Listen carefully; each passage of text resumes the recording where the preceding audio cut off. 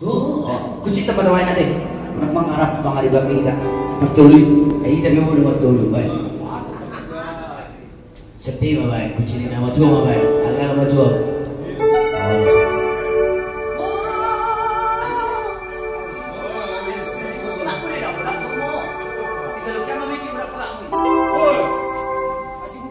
Si bundoknya. Selamat datang di sana buat ladies yang baru tiba dari Sibiong ya. Dan cantik. Selamat bersantai di Universitas. Terima kasih buat teman saya Bang Kabit. Selamat bersantai Bangko yang punya anggota arena.